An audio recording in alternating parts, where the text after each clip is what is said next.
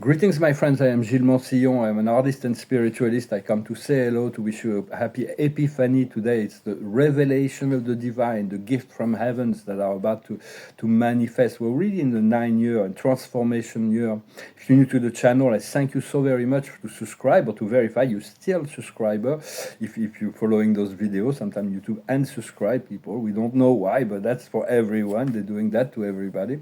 I thank you for your support as well. I thank you for your kind donations. I thank you for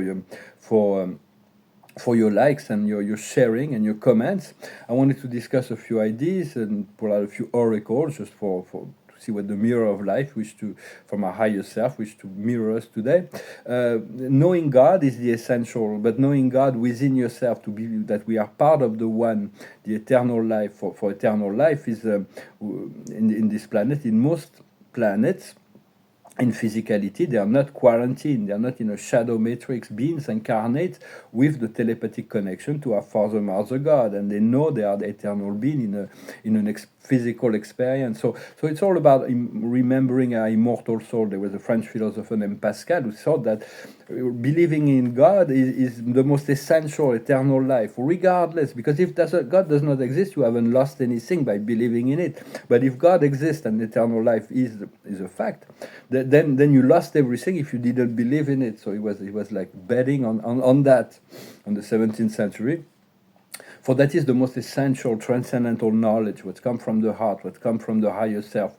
Not to diminish the wisdom of earthly knowledge, of what assists us in navigating all those planes, to navigate the drama of creation as well, and to always be centered in your pillar of light on the vertical axis, understanding the cross of matter, that we need to balance it out.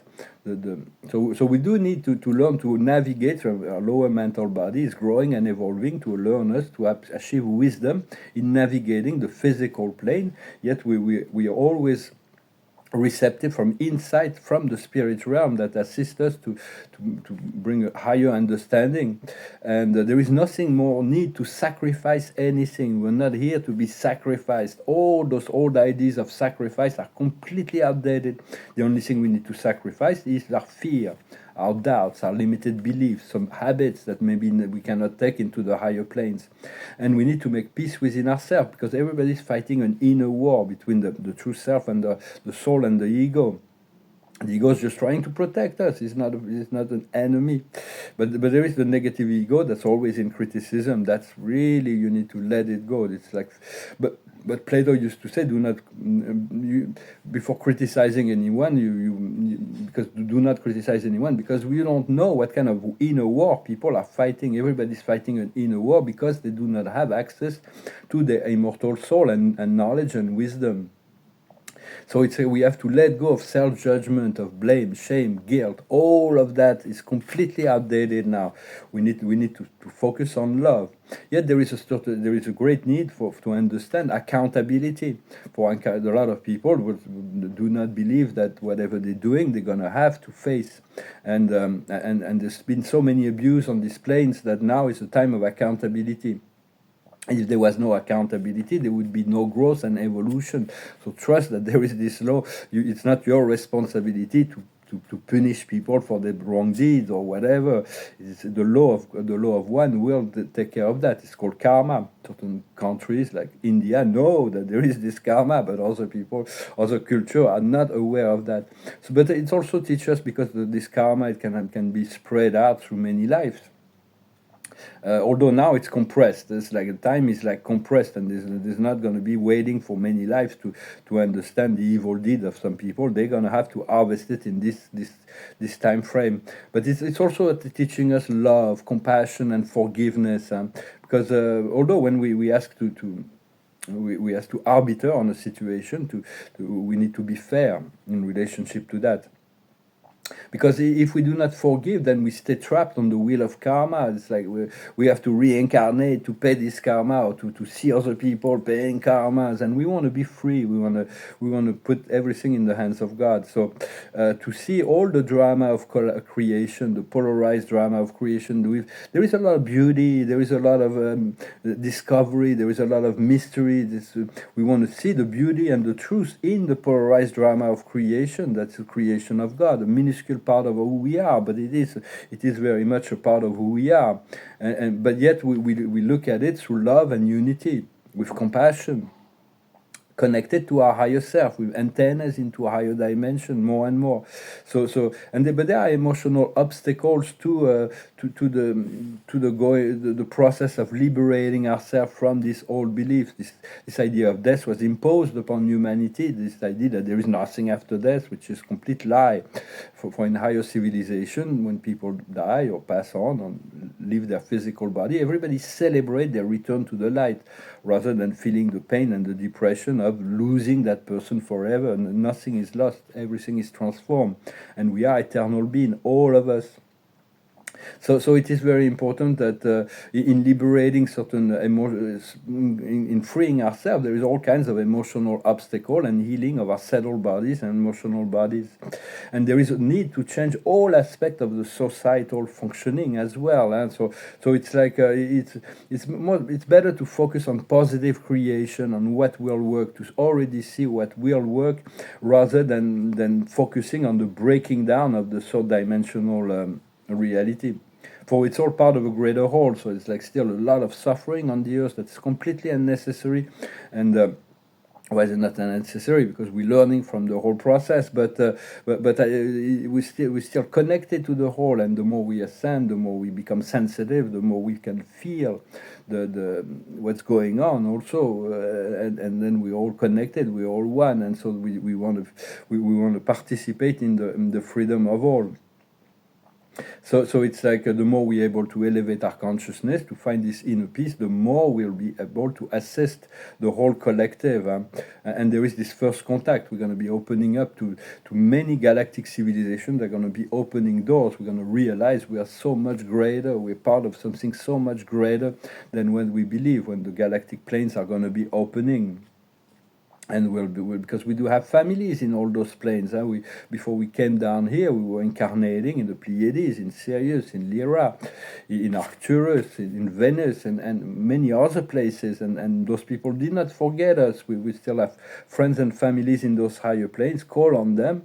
And for the transformation, it's both individual and collective. And we have to let go of all the serpentine models of the biblical serpent, the fear, the separation, and the control, to move into compassion, unity, and justice, because the new society is about peace and harmony. But only those who are capable of living in peace and harmony will be able to pass through the doorway of love and this age of wisdom that is coming, this age of abundance. We have to put an end to illness and scarcity and all that, and all start within ourselves. And what going on within ourselves is has a great deal of effect on the collective, because from a higher plane everything is one and connected, and there is always new level of oneness that is opening. There will never be a point where we'll have known that we discover the wholeness, the totality of God.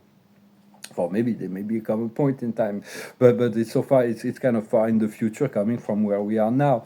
And even the higher beings, even those on the highest planes of the universe, are still discovering more reality, more unity, more of the truth of the infinite Creator. That is, so we're moving into a state where we're going to seek to cooperate, win-win situation, rather than to compete and to push everybody out in order for us to step on them. For that is the model of society that we're about to live.